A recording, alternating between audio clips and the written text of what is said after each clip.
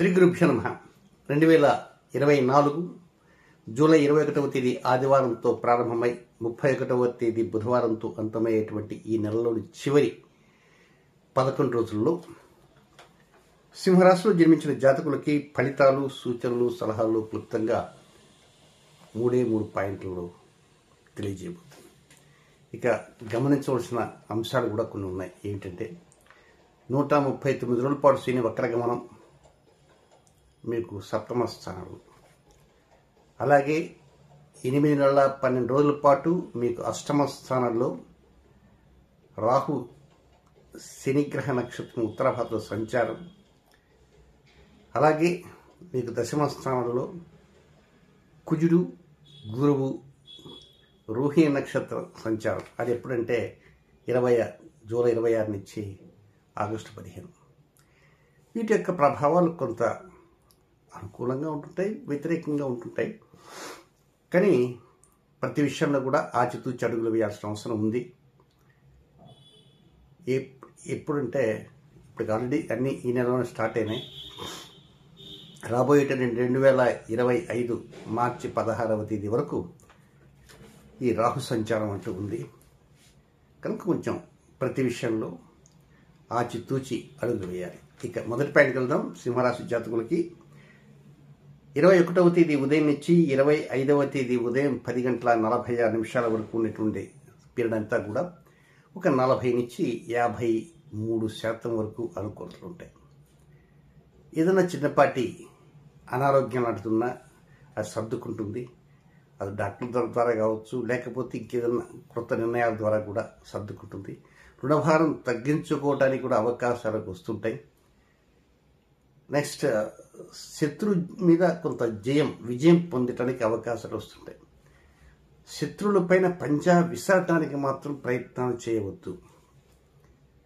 శత్రువుల మీద విజయం ఏదో సాధించాలనే ప్రయత్నం చేయవచ్చు, కానీ శత్రువుల పైన పంజా వదలడానికి మాత్రం ప్రయత్నాలు చేయవద్దు. స్పెక్యులేషన్ కొంచెం నామమాత్రంగానే ఉంటుంది, అంతే తప్ప హైఫై స్పెక్యులేషన్ ఉండదు. దంపతులుగా ఉన్న వారికి చక్కటి అనుకూల పరిస్థితులు వస్తాయి. దాంపత్య జీవితంలో మెరుగైన స్థితి కనబడుతుంటాయి. వివాహం కానటువంటి వారికి కొంతవరకు తీపి వార్తలు, పెద్ద 100% తీపి కాకపోయినా ఒక 60 to 70% తీపి వార్తలు వినపడుతుంటాయి. సహజీవనం చేసే వారికి కూడా అనుకూలతలు కలుగుతుంటాయి.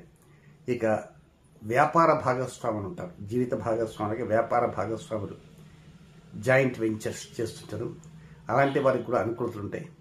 దంపతుల మధ్య ఒక సరైనటువంటి నిర్ణయం తీసుకోవడానికి ఈ పరిస్థితులు బాగా అనుకూలిస్తాయి. 21, 22, 23, 24, 25వ తేదీ ఉదయం 10:46 వరకు డెవలప్మెంట్స్ చక్కగా ఉంటాయి. ముఖ్యంగా ఈ రోజుల్లోనే, అంటే ఈ రోజులంటే 21 నుంచి 25 లోపల 24వ తేదీ ఆ రోజు బుధవారం, ఆ రోజు నక్షత్రం శతభిష నక్షత్రం. 24వ తేదీ బుధవారం శతభిష నక్షత్రం, అది రాహు యొక్క నక్షత్రం.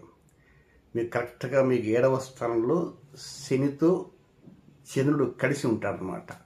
శని చంద్రుల కలయిక. కనుక 24వ తేదీ బుధవారం రాహుకాలం మధ్యాహ్నం 12 గంటల నుంచి 1:30 వరకు ఉంటుంది. ఆ రాహుకాల సమయంలో ఎవరితో కూడా పేచీలు పట్టడానికి మాత్రం ప్రయత్నం చేయవద్దు. పేచీలంటే సడన్గా ఉన్న పరంగా ఫోన్ వచ్చిందనుకోండి, ఆ ఫోన్లో విన్న మ్యాటర్ విని మీరు వెంటనే రియాక్ట్ కావద్దు. కొంత విని సావధానంగా కొంచెం ఆలోచన చేద్దామండి.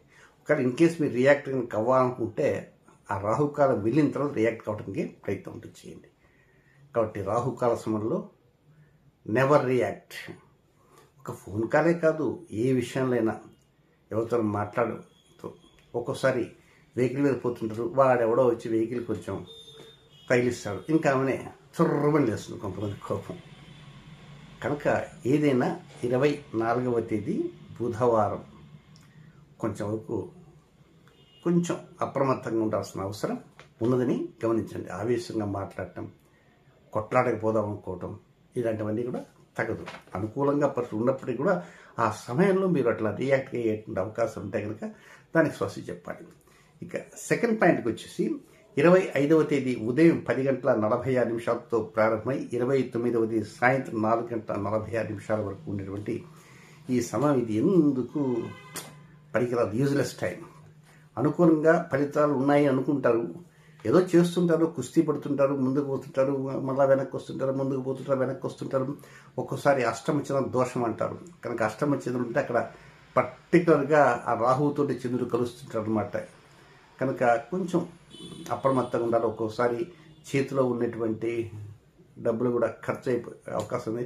పైగా నెలాఖరు కనుక అప్పు కూడా కొంతమందికి పుట్టదు. కనుక కొంచెం జాగ్రత్తగా ఉండాలి, పావులు కలపాలి. తండ్రి వైపు నుంచి ఏదన్నా కనుక వ్యతిరేక వార్తలు కనుక ఇన్ కేసు వస్తే దాన్ని మీరు కంగారు పడాల్సిన అవసరం లేదు. ఏదైనా కొంతవరకు మీరు ప్రతి విషయాన్ని కూడా ఇది మన మంచికే అనేటువంటి ఆలోచనతో ఉండాలి తప్ప ఇలా జరిగింది అలా జరిగింది దాని అంతు తెలుద్దాం దీని అంతు తెలుద్దాం అసలు ఇరిటేషన్కి వెళ్ళకూడదు. ఎప్పటిదాకా ఇరిటేషన్ వెళ్ళకూడదు. ఏదైనా నెక్స్ట్ ఇయర్ 2025 సంవత్సరం మార్చి 16వ తేదీ వరకు ఇరిటేషన్ అనేది పనికిరాదు. ప్రతిదీ కూడా చాలా సామరస్యంగా పోవటానికే ప్రయత్నం ఉంటూ చేయండి. తండ్రి కానీ చిన్న తండ్రి కానీ పెద్ద తండ్రి కానీ మేనత్తలు కానీ వారి పిల్లలు కానీ వారితో కానీ ఎవరు ఉన్నా కొంతవరకు మామూలుగానే మాట్లాడాలి తప్ప అంతకంటే అదనంగా ఎక్కువ మీ నాన్న ఇట్లా అన్నాడు, మీ అమ్మ ఇట్లా అన్నది, మీ చిన్నాన్న ఇట్లా అన్నాడు, ఏవో రకరకాలు కొంతమంది తవ్వుకుంటారు. కనుక అలా ఏమి ఉండకుండా కామ్గా వెళ్ళటమే చాలా ఉత్తమోత్తమము. నెక్స్ట్ చివరిగా ఉన్నటువంటి 3వ పాయింట్ నెలాఖరులో అదొక్కటే హైలైట్ పాయింట్. అది ఎప్పుడు అంటే 29వ తేదీ సాయంత్రం 4:46 నుంచి 31వ తేదీ రాత్రి వరకు. అమ్మయ్య, ఇది చక్కగా అనుకూలంగా డెవలప్మెంట్స్కి కొంచెం పునాదులు పడ్డట్టుగా అనిపిస్తాయి. లైఫ్ అడ్మినిస్ట్రేషన్ కావచ్చు, మీ నిర్ణయాలు కావచ్చు, మీ డెవలప్మెంట్స్ కావచ్చు. దీనికి తోడు ప్రత్యేకంగా ఒక కొత్త ఆలోచనలకి అంకురార్పణ చేయటం కావచ్చు. నెలాఖరైనప్పటికీ చేతిలో దమ్మిడి లేకపోయినప్పటికీ కూడా ఇది మాత్రం ఆలోచన కోటలు దాటుతుంటాయి. ఆకాశానికి నిచ్చెనలు కట్టే విధంగా అనుకూలతలు ఉంటాయి. అంటే జస్ట్ ఆ విధంగా మీ ఆలోచనలకి డెవలప్మెంట్స్ పొందడానికి ఆశలు చిగురుస్తుంటాయి అని. జస్ట్ ఆశలు మాత్రం చక్కగా చిగురుస్తుంటాయి. ఎక్కడ అడియాసలు ఉండవు. ఉద్యోగం కావచ్చు, వ్యాపారంలో కావచ్చు, వ్యవహారాల్లో కావచ్చు, వివాహ నిర్ణయాల్లో కావచ్చు, ప్రమోషన్స్లో కావచ్చు, ఎక్కడైనా కొంత అనుకూలతలు అనేవి చక్కగా ఉంటుంటాయి. ఏదేమైనా లలిత త్రిశతికి సంబంధించినటువంటి ఒక 60 హ్రీం బీజాక్షర నామాలంటూ చెప్పడం జరిగింది. వాటిని చక్కగా పఠించడానికి ప్రయత్నం ఉంటూ చేయండి.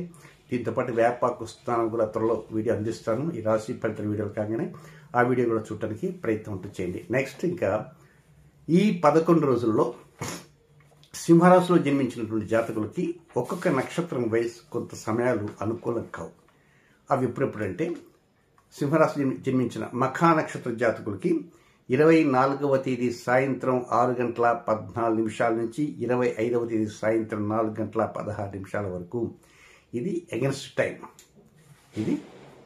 టైం. వాస్తవంగా అయితే ఆ సమయంలో మంచి అనుకూల ఫలితాలు అని మొదటి పాయింట్ 1లో చెప్పారు. బట్ మఖా నక్షత్ర జాతకులు ఆ టైంలో మాత్రం కొత్త వాటిపైన ఏదైనా ప్రారంభం చేద్దామనో, అది కొందామనో, ఇది కొందామనో, కొనుగోలు చేద్దామనో, ముద్ర పెట్టాలనో అవి మాత్రం ఎందుచేతంటే తారాబలం సరిగా ఉండదు. మీకు వ్యతిరేక తారాబలం ఉన్నటువంటి సమయం.